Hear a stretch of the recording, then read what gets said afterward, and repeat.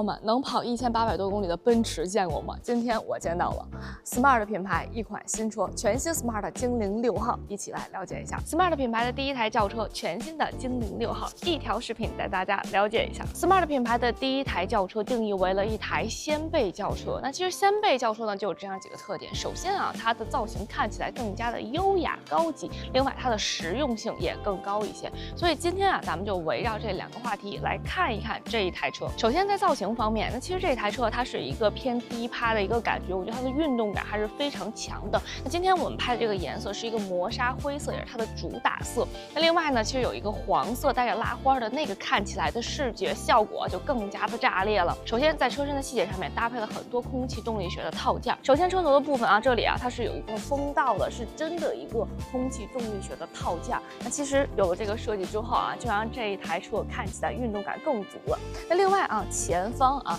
它这是有一个 LED 屏幕的。那如果说是普通版本的话，是这种竖道的屏幕。那如果说它是一个高配版本的话，它是那种点阵的星空式的屏幕，那个看起来就更加的炫了。前格栅呢，采用了封闭的前格栅，因为这一台车它确实是一个新能源产品，它是一台混动的产品。另外呢，它在这个车身的周围也搭配了很多熏黑的套件，来提升这台车的年轻与运动感。来到车身侧面啊，一个非常流畅而优雅的线条，而且它这个溜背啊，说真的做的非常的优雅。然后在这个尾部呢，它是做了一些突出的设计，让它有一种自带宽体的优雅感。其实我觉得整体这个质感啊，还是非常有这个梅赛德斯奔驰的感觉的。而且啊，中间在 B 柱的这个位置也是带了一个奔驰的一个 logo。车身侧面呢，它采用的是隐藏式的门把手来减小它的风阻。再来看轮毂的部分，20寸的一个比较大尺寸的轮毂，轮毂这个辐条造型采用是这种星星状的，所以看起来啊，让这台车整个的气场变得更加的年轻化了。卡钳呢，它是搭配了一个黄色的这种高亮色的卡钳，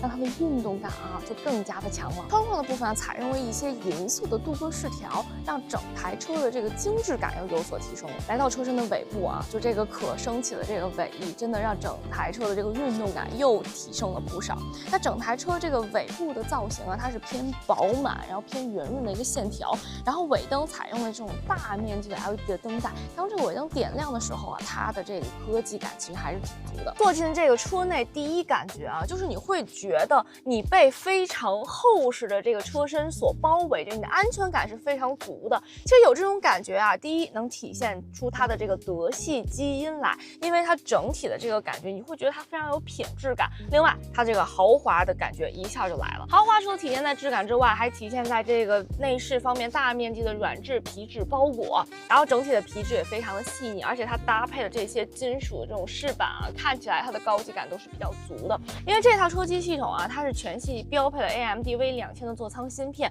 所以说它整体反应速度非常的快，用起来也是很流畅的。而且你会从直观的角度上来讲啊，这两块屏幕的尺寸真的还挺大的，中控屏幕、副驾娱乐屏幕全部都备上了。那中控屏幕呢，它也是支持很多种手机互联的，我们市面上的安卓呀，然后苹果呀、华为系啊，它都是可以进行车手互联的。座椅呢，采用这种一体式运动座椅，而且这个皮子啊也非常的细腻。其实我坐上去的第一感觉，我就会觉得这台车的座椅坐上去是非常舒适的。那首先啊，它这个坐垫的长度非常的长，它刚好能够承托到我这个膝盖窝的位置，所以在开车的过程当中啊，你就会觉得你坐得更舒适，你在开长途的时候就更不容易疲惫。中间扶手台的位置，它做了一个这种连贯式的这种设计啊，其实是比较实用的。上面手机充电位、杯架全部都设计了，底下掏空之后，它有一个非常大的一个储物空间，而且啊，它也不影响它的这个分层储物。而且啊，门板上的储物空间啊，设计的也非常的大，因为这样的门板设计能够让它容纳更多的东西。这台车的车长呢是4906毫米，轴距呢是2926毫米。其实说真的啊，它这个设计感从外观看上去啊，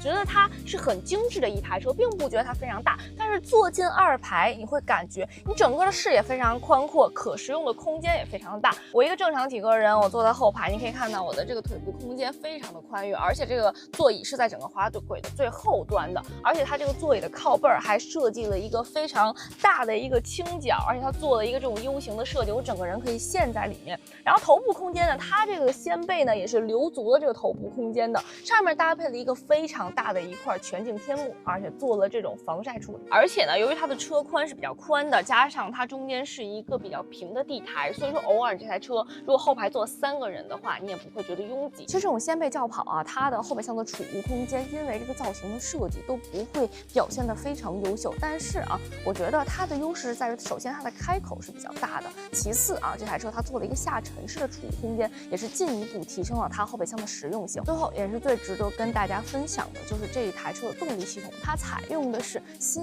一代的雷神电混 EVO 系统。那这套系统呢，它的热效率非常高，可以做到47.26。另外啊，这台车它的综合续航啊是可以跑到1810公里的。就像这个里程数啊，能够让你在又省油的同时又没有续航焦虑。说到这个省油啊，这台车100公里油耗可以做到3.9升每100公里。其实作为有德系基因的车啊，就很少能做到3点多的油耗的，一般都不会太省油。但是这一台 Smart 精灵6号也是做到了这个两者兼得。那在这个充电方面啊，它也是拥有快充功能的 ，SOC 从30%充到80%呢，是可以用到15分钟的。最后来总结一下，全新 Smart 精灵6号这台车，它是把梅赛德斯奔驰的德系基因与吉利的雷神电混的这个省油为大家结合到了一起，让大家在一台车上面又能享受到它的高级和质感，又能享受到啊它省油为我们带来的这个经济性。所以说这台车它的外观造型是非常时尚优雅的，然后加上它整体的德系品质，给我们带来一种非常的高级感。那另外呢，就是它的智能化方面也是跟上这个时代脚步的，而且它用起来这台车它的经济性也比较高。所以综合以上来说，如果说你是一个有品位、有追求、有生活格调的年轻朋友，又想兼顾一些家用的实用性的话，那其实全新的 Smart 精灵6号你可以等一等。